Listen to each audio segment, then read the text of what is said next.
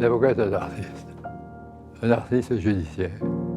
Il aide un accusé à jouer un rôle dans une pièce qui lui est imposée, mais qui peut devenir une très belle pièce. Si la conférence du stage ne m'avait pas pris dans ses rangs, j'aurais été avocat, bien sûr, mais sûrement pas l'avocat que je suis aujourd'hui. Ça m'a incontestablement beaucoup apporté. Moi, j'étais une sorte d'enfant trouvé du palais et j'étais un enfant reconnu. À partir du moment où j'avais goûté à cette défense au quotidien, à ces permanences pénales, à ces comparutions immédiates, à partir du moment où j'avais assisté des gens à l'instruction, à partir du moment où j'avais été désigné dans des dossiers d'assises express, il n'était plus question pour moi de me borner à préparer des offres de reprise dans le cadre de dossiers devant le tribunal de commerce. C'est évident. La conférence a changé ma vie.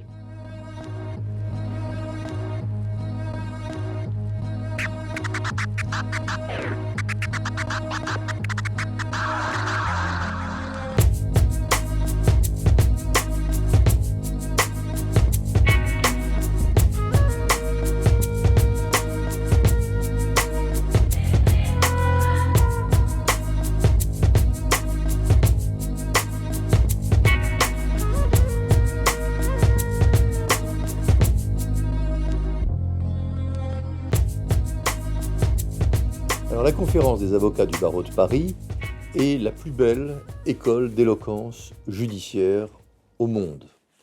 C'est un lieu dans lequel des jeunes avocats choisissent les 12 meilleurs d'une promotion, et ces 12 jeunes avocats sont un peu comme ce qu'étaient autrefois les internes des hôpitaux, ceux qui vont ensuite aller plaider pour les affaires les plus difficiles, les affaires d'assises, ou plaider pour les plus démunis, ceux qui ont l'aide juridictionnelle dans les procédures de flagrance, de sorte que le plus beau talent oratoire de la jeunesse soit mis au service de ceux qui en ont le plus besoin dans la défense de leurs droits.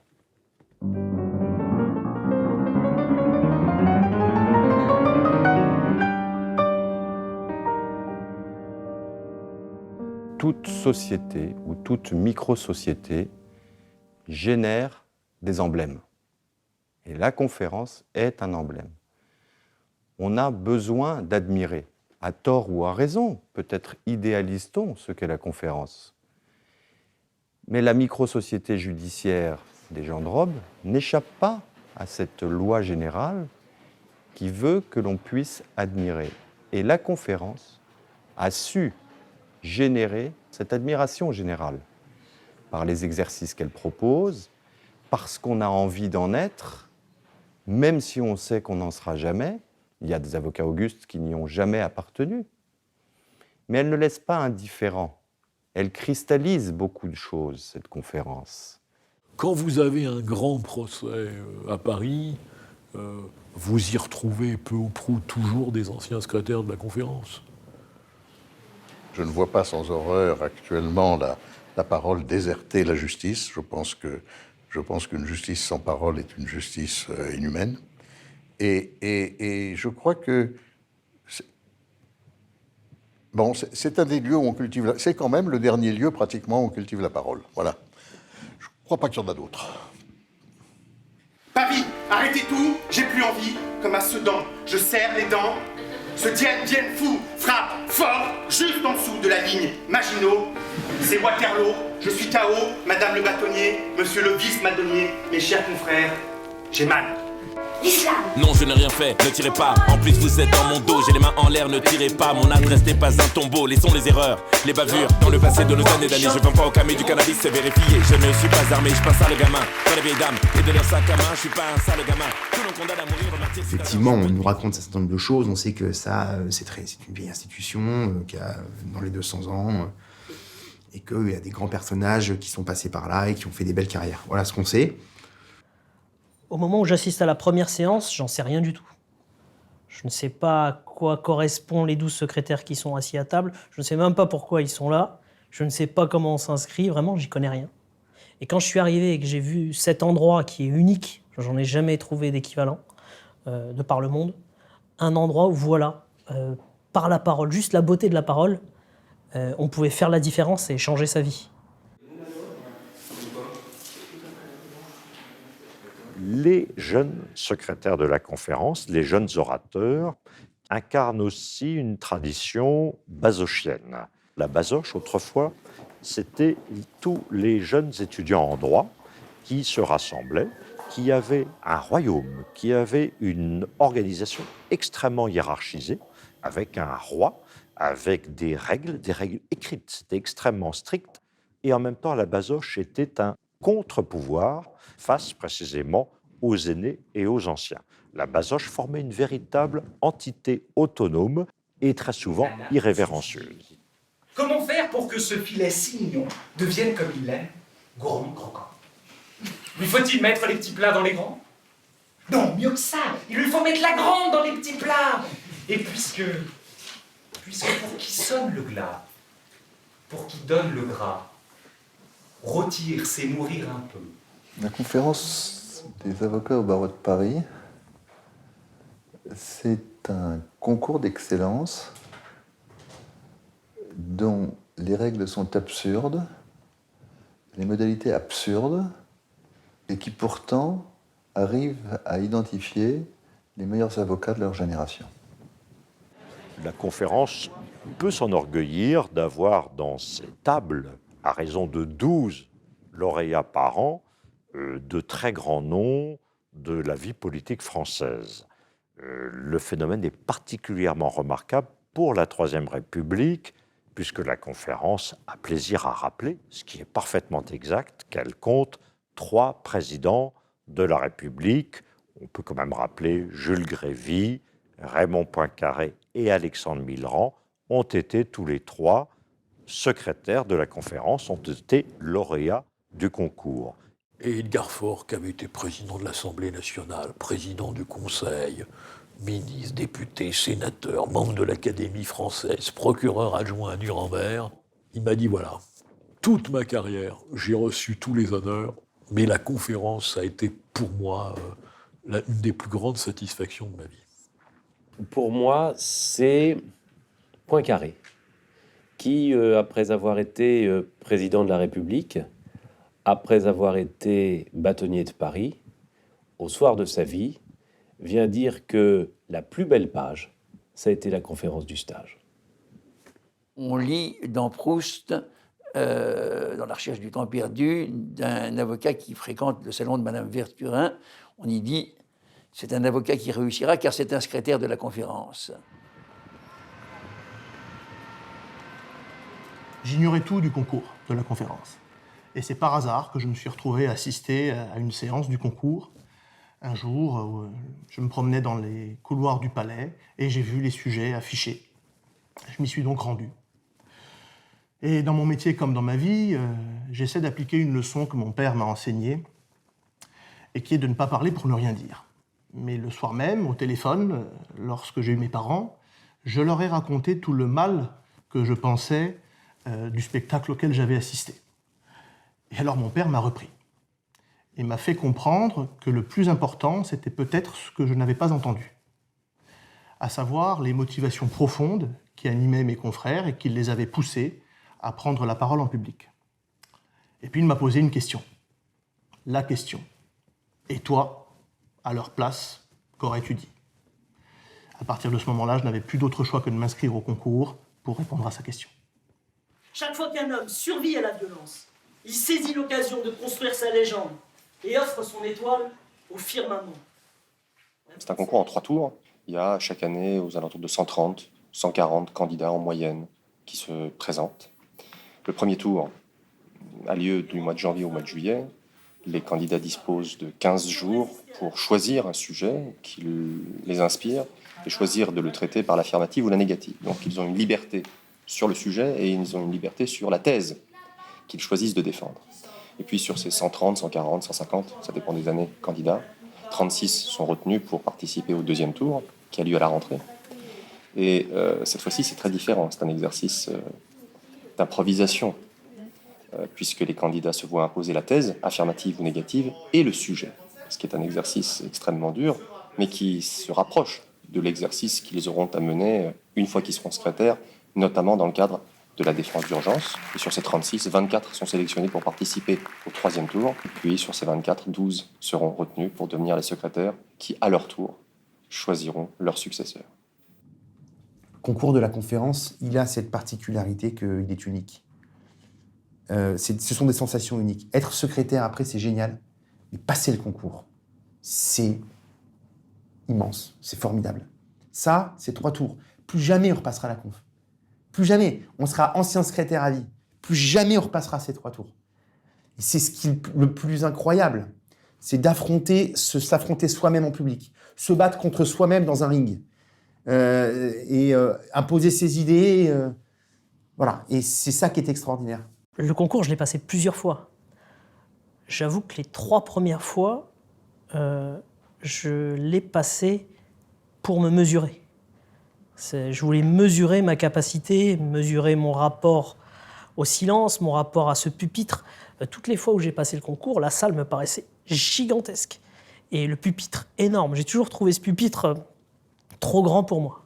Donc ils sont derrière le pupitre, ils sont assis, ils sont tous en robe, ils ont chacun des cahiers et un stylo pour noter ce que vous dites. Et après, ils ont un numéro et après, ils ont un poste. Tout ça, ça m'échappait totalement. Moi, j'étais juste, est-ce que mon texte est bon ? Qu'est-ce que je fais là ? Est-ce que ma famille est fière de ce que je suis en train de dire ? Et voilà, c'était plutôt ça, mon challenge. Et puis, la 4e fois, ça s'est bien passé. Et puis, j'ai eu le concours.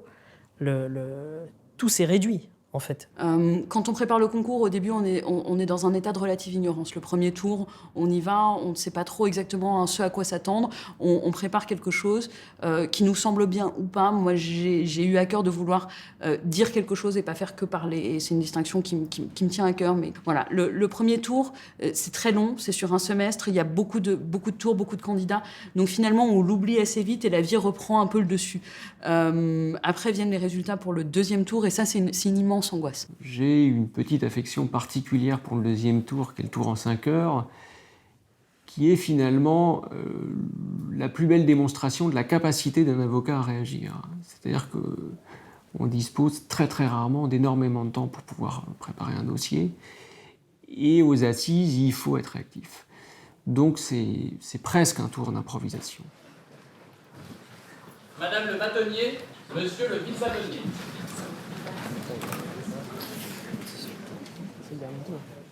La conférence du stage est une juridiction impressionnante, alors qu'elle n'a aucune raison de l'être, mais elle l'est.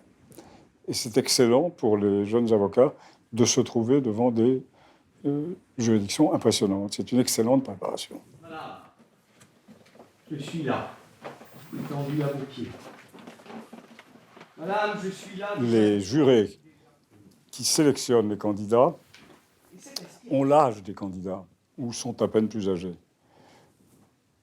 De sorte que c'est une épreuve très intimidante, car il est très difficile pour un candidat d'admettre la supériorité de garçons ou de filles qui sont de sa génération et qui n'ont aucun mérite évident à leurs yeux.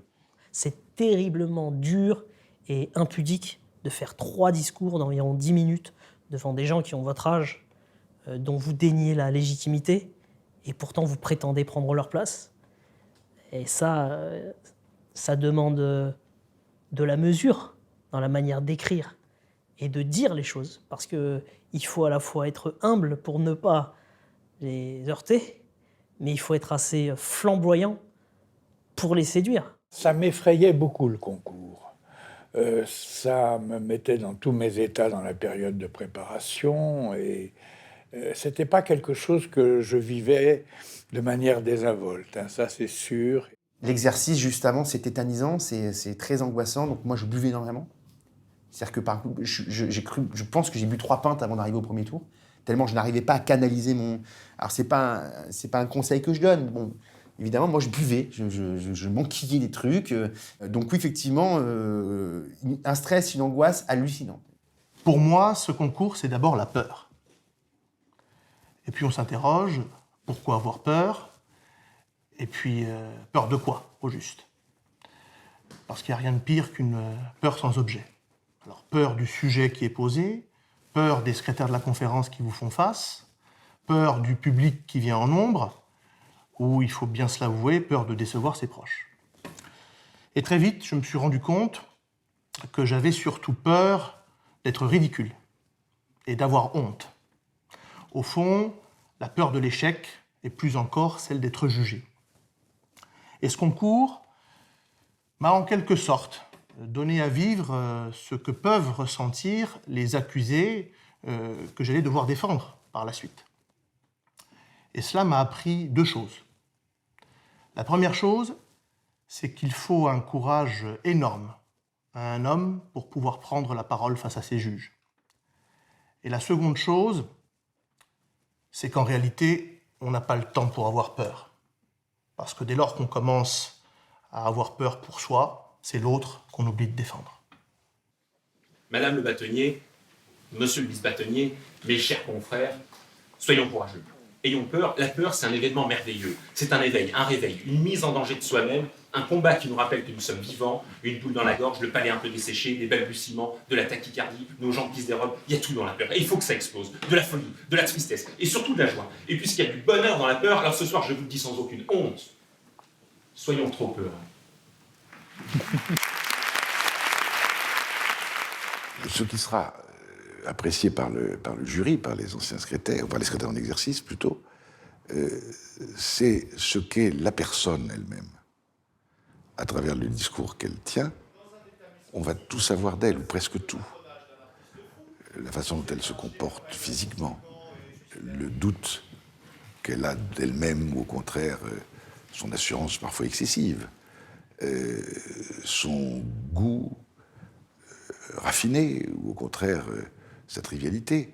Bref, toutes les qualités sont en jeu dans cet exercice de 10 minutes où l'on n'échappe pas au regard. Je pourrais vous parler des réponses trop logiques, les rationnelles, les glaciales, les implacables, les effroyables, celles qui s'imposent comme des clairons, celles qui nous dictent quoi penser. Ces réponses-là, la science nous les impose. La seule chose que j'avais en tête, c'est de faire quelque chose de suffisamment sincère que je ne regretterais pas en cas d'échec. Voilà. C'était au moins ne te travestis pas pour essayer de ressembler à ce que tu penses que les gens voudraient que tu sois. Fais quelque chose qui te ressemble et au moins tu n'auras pas de regrets. Il s'agit de dire quelque chose à quelqu'un. Et naturellement, c'est très difficile. Et c'est très difficile parce que... et très compliqué parce qu'il faut être très simple. Donc il ne faut pas chercher à faire l'intéressant au concours de la conférence. Le mérite est un concept aussi récent que fantaisiste. C'est la croyance, entretenue par quelques gouvernements cyniques et manipulateurs, que les choses auraient un sens, que l'existence dépendrait des qualités ou des défauts éventuels de chacun. Genre, malheureusement, et nul doute que chacun d'entre nous, un jour, en a fait l'expérience, douloureuse ou favorable, la vie se fout du mérite. Comme je dis souvent, il faut que dans la forme, le discours soit suffisamment sophistiqué pour flatter celui qui le reçoit, car ça lui donne le sentiment d'être intelligent puisqu'il l'a compris, et suffisamment simple pour qu'il l'ait vraiment compris. Il y a tellement de place pour des genres différents qu'il n'y a pas de règle unique. Il n'y a qu'une règle, en tout cas. C'est déjà ce que disait Mauro Giaferi, c'était apprenez les auteurs, les poètes. Celui qui n'a pas de culture est handicapé. Parce que la fréquentation des poètes, la fréquentation de l'écriture, la connaissance de l'histoire, c'est ce qui permet de faire surgir l'image qui va créer l'émotion. La fréquentation des poètes, la rigueur dans la lecture des grandes œuvres de littérature, au-delà même du concours, ça doit faire partie de votre vie. C'est un art de vivre. Les jeunes qui le passent aujourd'hui doivent le retenir, mais il y a aussi autre chose. Vous voyez au fur et à mesure des années que effectivement le niveau des candidats change. je dirais pas en bien ou en mal, ils changent avec la société. Les jeunes qui concourent aujourd'hui ne sont plus ceux qui concouraient dans les années 80, 90 ou 2000. Les discours s'adaptent aussi à notre époque. Ce qu'il faut, à mon sens, aujourd'hui, évidemment, c'est littérature, c'est curiosité. Mais au-delà de la littérature, c'est la curiosité. Être curieux, savoir vivre, savoir sortir, aller au cinéma, aller au théâtre, avoir des amis, avoir une vie, avoir des passions, avoir des émotions, connaître ses émotions. Au-delà des ambitions, se connaître au travers de... Se connaître soi-même, avoir une histoire à raconter. Et cette histoire à raconter, c'est pas simplement parce que vous avez lu des bouquins, c'est aussi parce que vous avez su vivre, voyager, être curieux. Et vous apprenez autant dans vos relations. Vous êtes autant riche par les amitiés que vous entretenez que par les bouquins que vous lisez. Chacun a sa définition de l'éloquence. C'est Malraux qui dit que la culture, c'est ce qui reste lorsqu'on a tout oublié. Eh bien, je pense que l'éloquence, c'est ce qui reste lorsqu'on a fini de parler.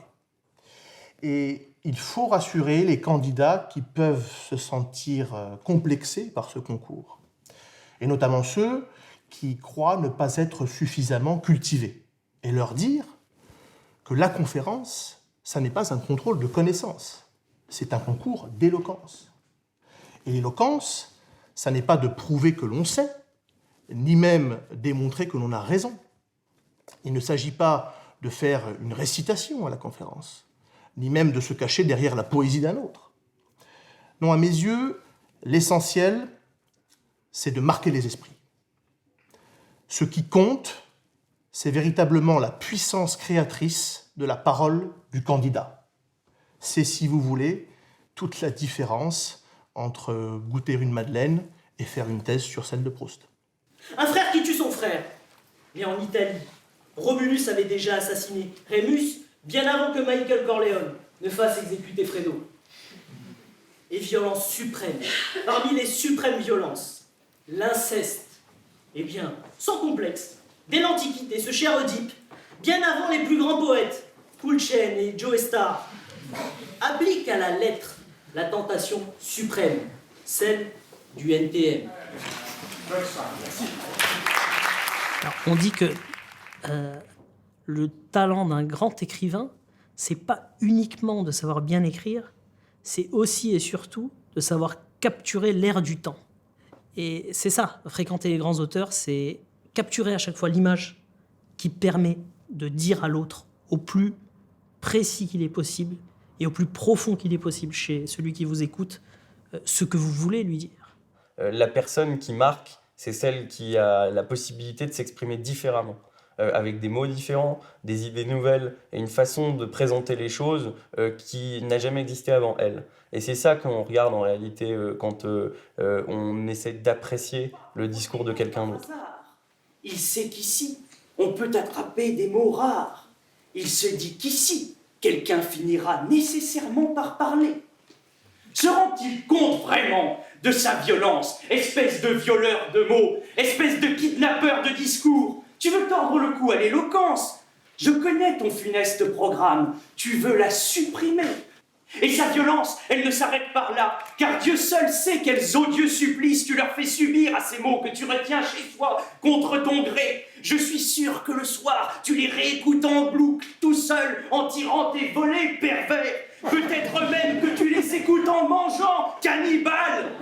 C'est tellement monstrueux ce que tu fais que personne avant toi n'avait pu y penser. Je voulais être un secrétaire de la conférence pour plein de raisons, mais je ne me suis pas du tout senti à l'aise dans ce concours. J'ai pas apprécié parler de moi. Et ça, c'est comme écrire en réalité. C'est un filtre qui est trop dur à mettre en place pour soi-même. On se voit tout de suite. On connaît la limite de ses mots, la limite de son physique, la limite de ses idées, la limite de ses sentiments. Et je vais vous dire les choses, j'ai absolument détesté parler pendant tous les tours de la conférence.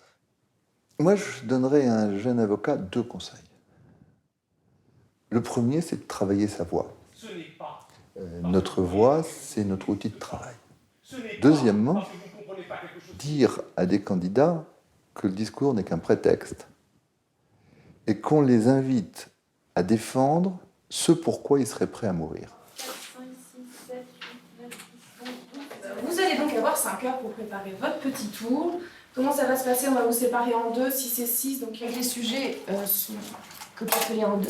Vous déchirez en deux, vous aurez 2 sujets. Comme ça, vous me donnez votre contradicteur. Hop. Peut-on avoir raison tout seul? Faut-il tout gâcher?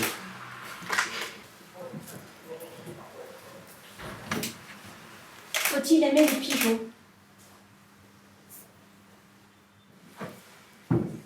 Domine-t-il vraiment le monde?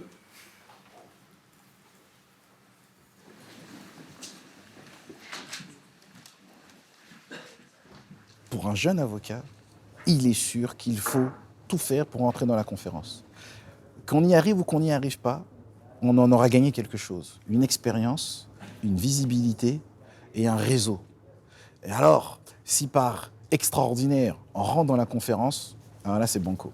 L'affirmative, monsieur Serge Monet.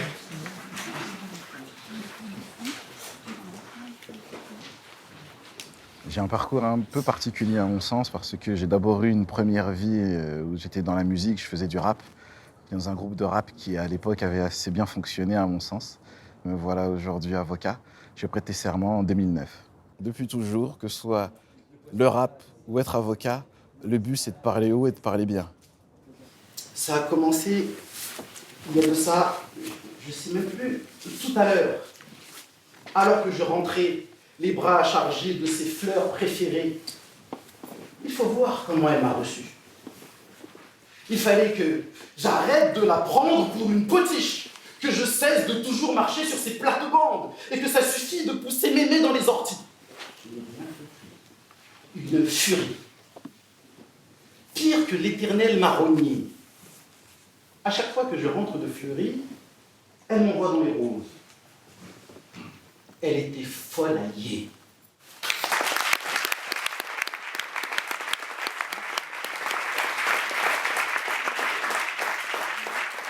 La conférence est apparue à mes yeux comme une espèce de remise de prix, les Oscars des avocats. Et ça m'a permis, moi, d'une part, de rentrer dans cette famille et d'autre part, d'avoir une certaine reconnaissance.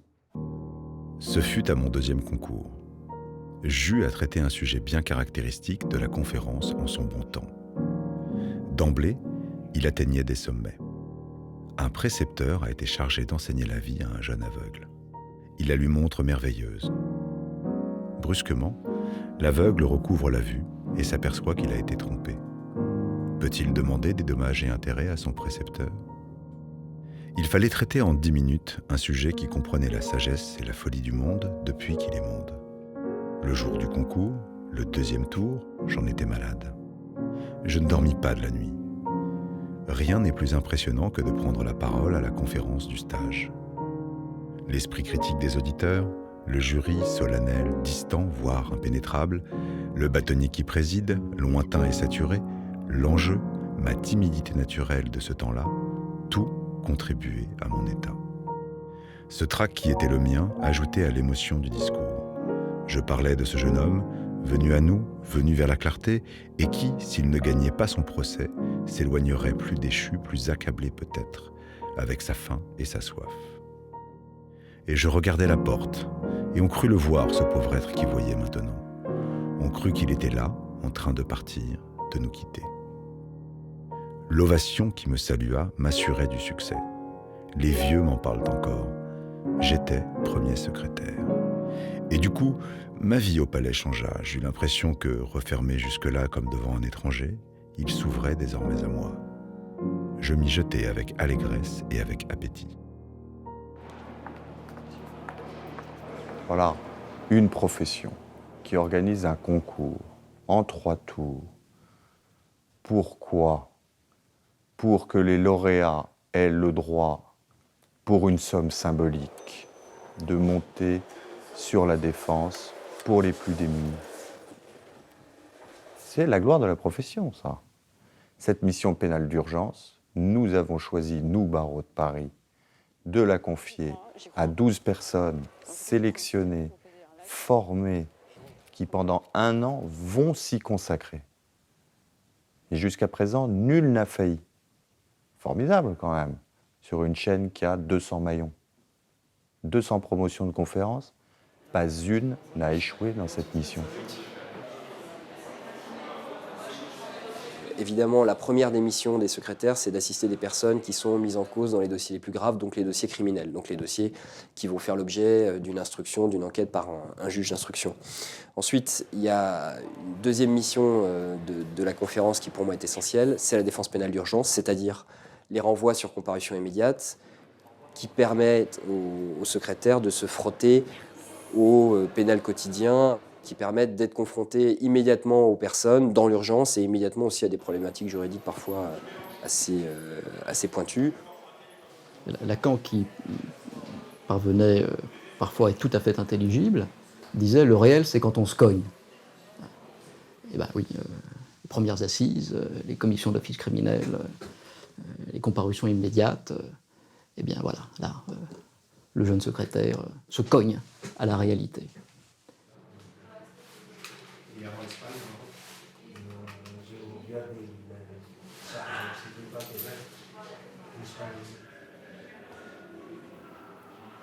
C'est des faits de vol avec menace d'une arme. En l'occurrence, c'est une arme de poing. Alors, c'est un dossier de vol à main armée en récidive. Il y a deux séries de faits. Il y a un vol à main armée commis fin décembre, donc dans une librairie pour prendre la caisse et le coffre-fort. Et il y a une tentative commise la semaine dernière pour, pareil, un braquage sur un fleuriste à Paris. Je suis au greffe de la 23, j'ai terminé. Allez, c'est parti, à tout de suite. Ouais. Je sens que ce dossier, il va m'énerver. Donc ça, c'est le compte-rendu d'enquête, avec toutes les informations. C'est le premier document que tu as dans le dossier. Et en gros, au niveau du résumé de l'affaire, tu peux voir qu'il y a écrit « voir rapport de synthèse ». Or, le rapport de synthèse, il est fait par le lieutenant de police. Quand on dit « voir rapport de synthèse », ça s'adresse surtout au ministère public. Il y a beaucoup de dossiers à lire. Et ça s'adresse aussi finalement aux avocats, mais ça n'a pas le même sens. Voir rapport de synthèse, pour nous, ça veut dire « ah, il faut bien vérifier tout ce qui est faux dans le rapport de synthèse ».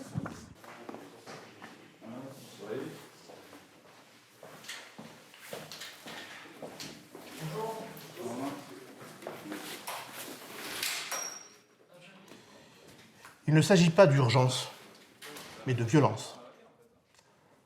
Menottes, arrestation, incarcération, prison, perquisition, saisie, caution. Tous les rapports qui unissent les accusés aux avocats, les avocats aux magistrats, les magistrats aux accusés, les accusés aux policiers et finalement les policiers aux accusés sont toutes marquées par la violence. Au fond, il ne s'agit que de rapports de force. Et nous sommes là pour prendre les coups et aussi tenter de faire dérailler cette machine judiciaire qui broie les individus. Dérailler, oui, voire même dynamiter. Il y a un petit côté résistant dans la conférence. Il n'y a pas de grands dossiers, de petits dossiers. On défend des humains, et c'est Thierry Lévy qui dit qu'il y a des crimes affreux, mais qu'il n'y a pas de criminels sans humanité. Et le secrétaire de la conférence se trouve propulsé en enfer.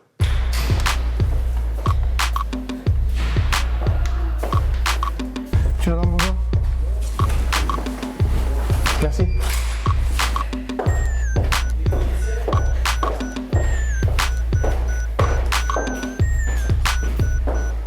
Au départ, quand on rentre dans ces dossiers, c'est un peu comme un travail d'urgentiste qui va essayer de récupérer des morts vivants, et puis dans 90% des cas, il claque dans le SAMU. Voilà. Donc, au bout de quelques mois, l'urgentiste se dit est-ce que je continue ? Oui, je continue parce que j'en ai sauvé un. Si vous avez la vocation à être pénaliste, c'est que vous avez envie de voir du sang, vous avez envie de voir de la crasse, vous avez envie de voir de l'odeur, de sentir l'odeur. Vous avez envie d'attraper vos clients et de les bousculer, vous avez envie de faire partie de cette race-là, vous avez envie de suer de la robe. Et c'est ça l'avocat. Et donc ça vous forme, ça vous renforce, ça renforce votre conviction. Et puis c'est des sensations qui sont des sensations qu'on ne retrouve jamais nulle part. Vous avez plutôt tendance à nier le fait d'avoir porté des coups à votre mère? Vous savez ce qu'on vous reproche? Voilà, on vous reproche une tentative d'homicide volontaire contre la personne de votre demi-frère, d'une part, et puis des menaces de mort. Moi, l'idée, c'est que là, mon intérêt, c'est qu'on en sache le plus possible sur votre vie et sur vous dès maintenant. Et qu'on fasse bien la différence entre vous et tous les braqueurs. C'est un peu dur, mais on va dire que c'est un braquage de désespoir. Oui. Pour résumer, votre frère, vous lui dites je suis trivial, ouais, tu me fais chier parce que t'es en train de rentrer, t'as fumé, t'as bu, tu me réveilles et t'allumes la lumière, mais ça se finit avec des coups de couteau dans le ventre et des intestins qui sortent. Vous avez fait combien de braquages? 2, 3, 4. Vous avez été condamné combien de fois par la cour d'assises? Non, la cour d'assises, c'est une autre histoire. C'est une affaire de mœurs. C'est l'affaire avec Malika. Le juge d'instruction, lui, qu'est-ce qu'il va se dire? Attends, il vient de me dire qu'il regrette, qu'il se fait du souci pour son frère, et il est en train de m'expliquer qu'avec un couteau de 20 cm, alors qu'il était aveuglé par la colère, il voulait lui faire des petits bobos. Mais quand on est aveuglé par la colère, on fait pas des petits bobos, on fait des grosses bêtises. Alors on reprend. Première question.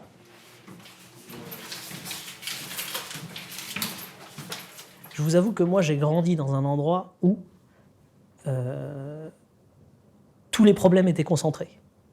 Et quand je parle des problèmes, je parle de ces problèmes qui vous mènent au tribunal. C'est-à-dire que la pauvreté, l'alcoolisme, les agressions sexuelles, la drogue, les braquages, les assassinats, les crimes de sang, les crimes d'honneur, tout ça, c'était le quotidien de l'endroit où j'ai grandi. Donc, en l'occurrence, moi, j'ai pas eu de frisson particulier. J'ai pas eu le sentiment d'entrer en enfer. Au contraire, j'ai eu le sentiment de sortir de l'enfer et d'être au purgatoire. Puisque l'enfer, c'est d'abord l'endroit dont sont issus les gens que j'allais défendre. Quand ils arrivent au tribunal, je trouve que ce n'est pas l'enfer, c'est le réel qui vient frapper à la porte des bonnes gens, finalement. Moi, j'avais le sentiment plutôt d'être au purgatoire.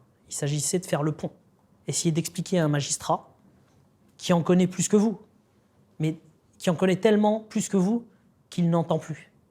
Et vous, vous êtes là pour lui rappeler qu'il faut écouter. Voilà le sentiment que j'avais. Je ne vais pas dire qu'on rentre dans l'enfer, en fait. On rentre dans la vie, dans ce qu'elle a parfois de plus fragile, mais on rentre aussi dans l'espoir de sortir quelqu'un de là où il est. On rentre aussi dans la justice, qui parfois est une idée qui est belle.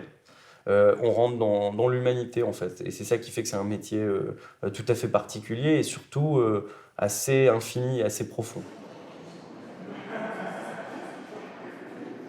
Il y a toujours quelque chose d'un peu gênant à être celui qui défend l'homme qui quelque part est indéfendable, celui qui a fait ce qu'il ne devait pas faire, et dont il faut expliquer à un tribunal excédé par la multiplicité des comparutions de personnes à peu près identiques dans le profil social, qu'il ne faut peut-être pas céder à cette exaspération.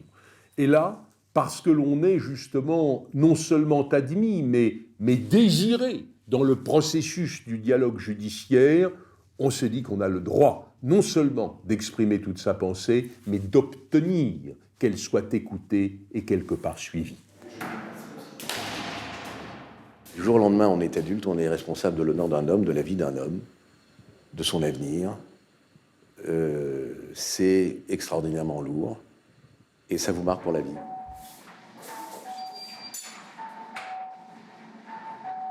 Je veux dire, la sensation de sortir quelqu'un de prison, ou la sensation d'éviter la prison à quelqu'un. Dans ce métier-là, la liberté a un sens qui est un sens matériel, pratique, pratico-pratique, réel de tous les jours. C'est pas liberté, égalité, fraternité, scotché sur un mur. C'est la liberté d'un individu, c'est du jour au lendemain, il a des menottes au poignet, ou du jour au lendemain, il respire l'air de l'extérieur. Donc si vous voulez, ces sensations-là, elles sont uniques. Et la conférence vous donne la possibilité de plaider 3, 4, 5, 6 fois par semaine. Et de manier ce mot liberté qui n'est plus un concept, mais qui est une réalité. Je rentre en prison ou je sors de prison. C'est ça notre quotidien.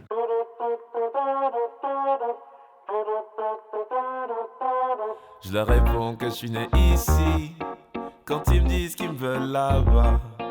Mais bon, je sais bien qu'ici, je serais aimé comme là-bas. Parfois, je voudrais vivre là-bas. Peut-être je mourrais pas ici. Enterrez-moi dans du béton là-bas ou dans un champ de coton ici. J'apprécie le confort ici, comme le tourisme là-bas. Comme ma mère venue ici, récupérer ses richesses de là-bas. La reine Sissi se balade ici avec les... Je pense qu'il y a 12 secrétaires, c'est mon analyse, elle vaut ce qu'elle vaut. Elle n'est absolument pas historique, mais parce qu'à l'époque, avant la réforme de la cour d'assises et du nombre des jurés, il y avait 12 jurés. Et c'est pour ça que j'ai toujours aimé penser ou aimé croire qu'il y avait 12 secrétaires. Il y a sans doute une raison, hein. Je ne vais pas vous faire ici un historique de ce qu'est la conférence. Moi, ce que je constate, c'est que finalement, le chiffre 12 est un chiffre intéressant. Qu'on parle qu'on regarde notre montre ou qu'on parle du zodiaque, le 12 est quelque chose de très important. Bon, quoi qu'il en soit, 12 secrétaires, chacun avec sa mission, et je crois qu'on n'est pas de trop, finalement. Et quand on voit que dans l'année, il y a 12 mois, le chiffre la raison pour ce chiffre est vite trouvée. Évidemment, quand vous préparez la conf, vous les voyez, vous commencez à comprendre que chaque numéro a une fonction, que ce n'est pas un classement, parce que les gens pensent encore que c'est un classement du 1er au 12e, ça n'est pas un classement.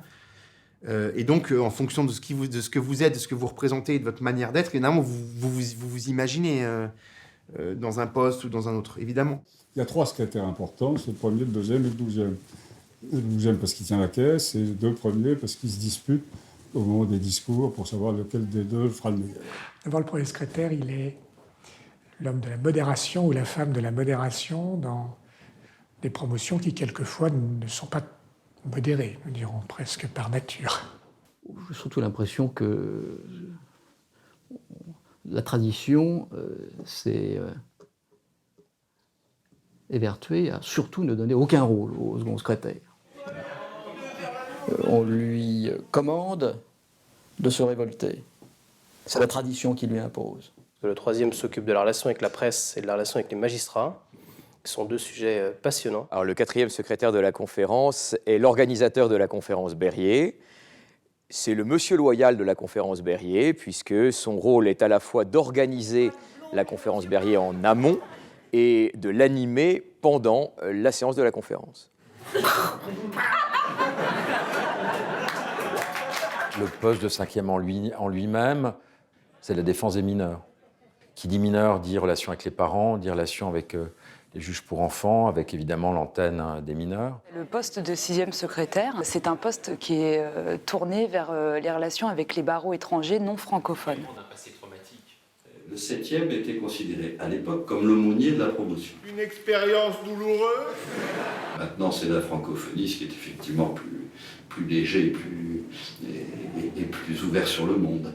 Le 8e, c'est cette indépendance d'esprit, cette forte personnalité, et d'un esprit que l'on qualifie souvent de littéraire, de cultivé, et qui contribue et participe à cet esprit général de la conférence. 9e secrétaire, c'est celui qui est chargé de transmettre l'amour de la conférence aux ceux qui arrivent au barreau. C'est donc celui qui est en charge à la fois de sensibiliser les élèves avocats à l'école oratoire et traditionnelle du barreau de Paris, et c'est également celui qui est chargé de faire en sorte que la parole de la conférence du stage aille jusqu'aux plus jeunes générations, jusqu'à ceux qui n'ont pas encore prêté serment, c'est-à-dire aux pousses qui sont encore en germe mais qui n'ont pas encore donné de feuilles. Le 10e secrétaire, il détient les clés du cœur de métier de la conférence. C'est celui qui organise les permanences. C'est celui aussi qui s'occupe au quotidien des éventuels, ce qu'on appelle des renforts, c'est-à-dire quand on a un dossier avec plusieurs personnes mises en examen. Parfois, la promotion est débordée parce qu'il y a trop de dossiers avec toutes les permanences, et dans ce cas-là, il faut faire appel aux anciens secrétaires. Le 11e secrétaire est le gardien du temple. C'est le gardien des traditions et c'est l'organisateur du concours. Il a cette mission qui est parfois ingrate, d'organiser méthodiquement le déroulement du concours. Voici réunis en ce dîner de famille tant attendu. Rendez-vous. C'est également une des vitrines de la conférence, puisque chaque semaine, il va prendre la parole lors de la séance du concours. Et c'est un petit peu je ne vais pas parler de démonstration, mais une manière de montrer que l'éloquence existe sous toutes ses formes dans la prise de parole. Si dans une équipe de foot, le premier secrétaire est le numéro 10, si le deuxième secrétaire est l'avant-centre, eh bien alors le 12e secrétaire, c'est le capitaine. C'est le ministre des Finances. C'est lui qui organise les déplacements, c'est lui qui décide d'affecter une partie du budget qu'il est le seul à gérer à telle ou telle dépense. Donc il a, comme souvent de la part de celui qui tient les cordons de la bourse, un rôle essentiel, si ce n'est prédominant.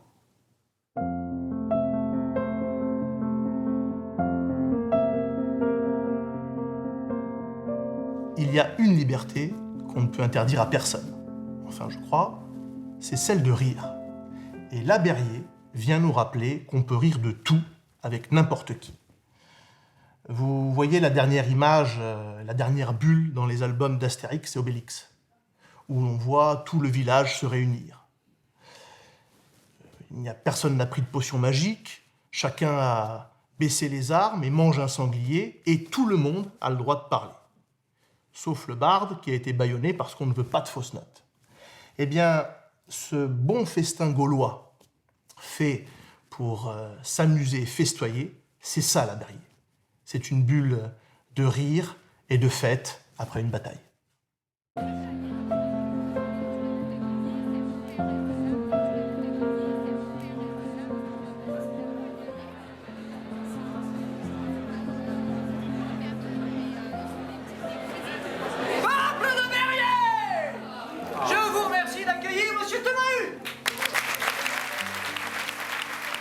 La conférence Berryer est le meilleur spectacle gratuit de Paris.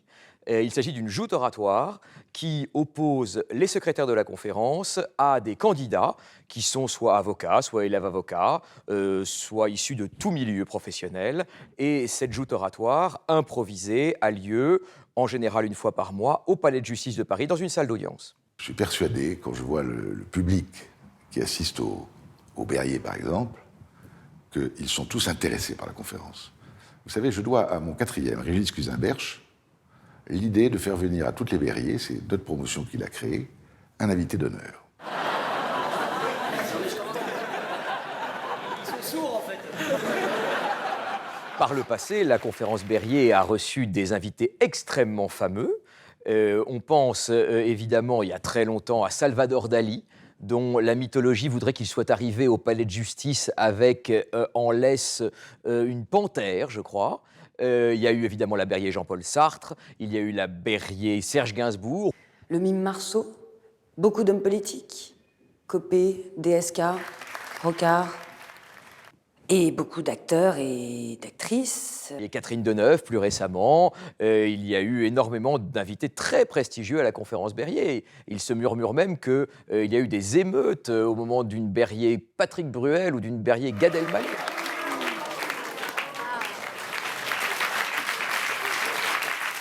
C'est un exercice de grande cruauté qui est assez particulier. Je sais pas, je pense que c'est un petit peu une image et une forme de décompression et d'image de la conférence aussi. C'est quelque chose qui est fait pour s'amuser et qui, en réalité, est purement rhétorique. C'est l'idée de dire on peut s'amuser en parlant. Et vous savez, Raymond Aron, sur la conférence, il a eu le vrai mot, il a été invité de la conférence et il a dit on se demande comment on peut dépenser autant d'énergie positive autour de rien. Il n'y a rien, mais il y a quand même tout.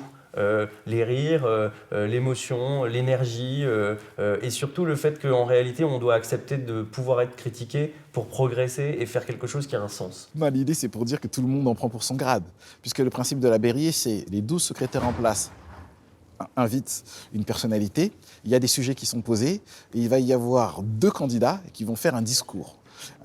Et puis les 12 secrétaires, chacun à leur tour, vont critiquer vertement les candidats et faire rire la foule sur le dos de ces candidats-là à partir de leurs discours qui sont évidemment nuls, forcément. Et donc chacun à notre tour, les secrétaires, on va faire ces critiques-là. Et à la fin de la soirée, il y a donc 2 anciens secrétaires qui, eux, critiquent les secrétaires en place en disant « Toi, t'as dit n'importe quoi, toi, tu as bien critiqué celui-ci alors que t'es pas meilleur que lui. » Et donc, tout le monde en prend pour son grade, donc on rigole sur tout le monde et ça, c'est génial. Parce que du coup, on n'est pas là, secrétaire en place, sur l'Olympe. Non, au contraire, on est comme tout le monde et nous aussi, on se fait bien taper sur la tête et c'est très bien comme ça. Je trouve que c'est un bon retour des choses. Ah, Pierre Sauve, qu'il est bon d'être surpris par la médiocrité.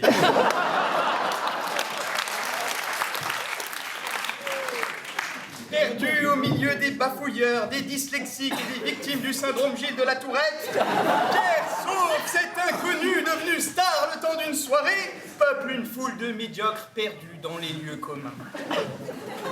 Mon confrère Chirez a évoqué cet essai sur le pipi au lit. Votre discours m'a donné l'impression d'un enfant honteux au réveil et qui, découvrant le fait de s'être oublié en colonie de vacances, déclare à ses amis avec le sérieux imperturbable de ceux qui ont oublié. Il a dû pleuvoir, c'est tout.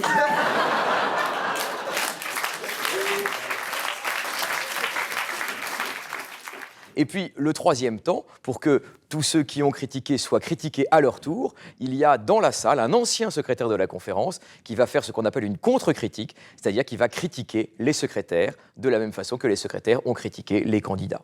On passe 2 heures à exploser des pauvres candidats.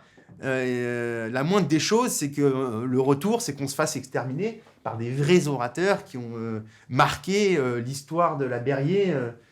Voilà, ça me semble légitime.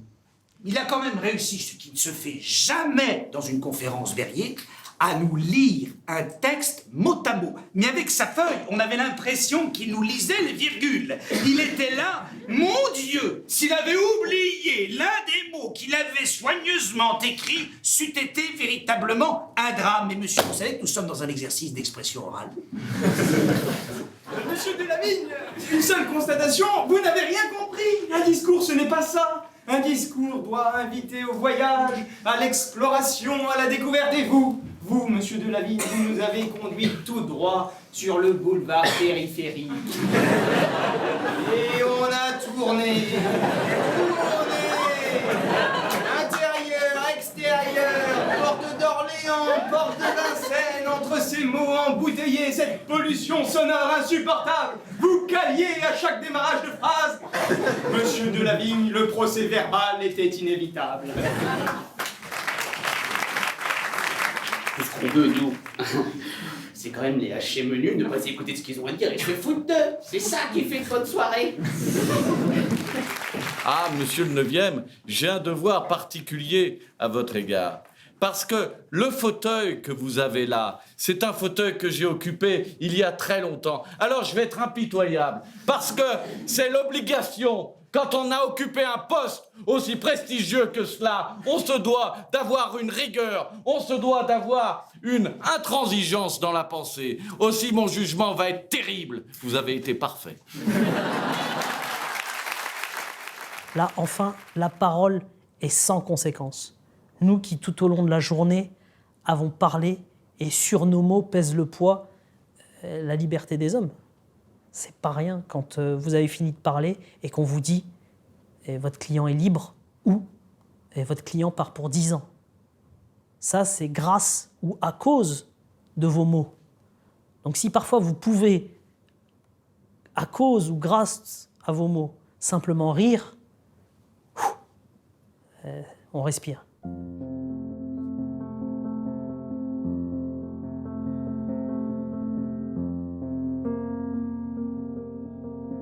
C'est quoi la conférence? C'est 2 mandats présidentiels. C'est 10 ans de vie qu'on vous inflige, vous impose ou qu'on vous donne, qu'on vous offre en une seule année. C'est une illusion qu'on aimerait faire durer.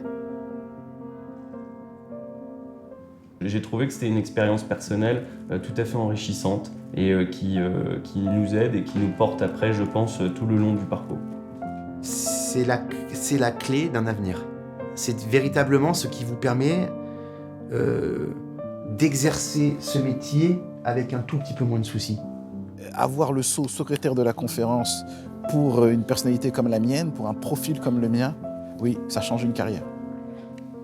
La conférence, pour moi, c'est recevoir la plus grande des fiertés pour soutenir les plus grands désespoirs. C'est un moment de passage collectif, où on passe de l'enfance de la profession à la jeunesse de la profession. C'est vraiment ça, la conférence. L'aiguillon de la conférence est essentiel. Des jeunes esprits et des cœurs intacts à qui tout est occasion de révolte quand c'est injuste ou quand c'est moche, c'est essentiel.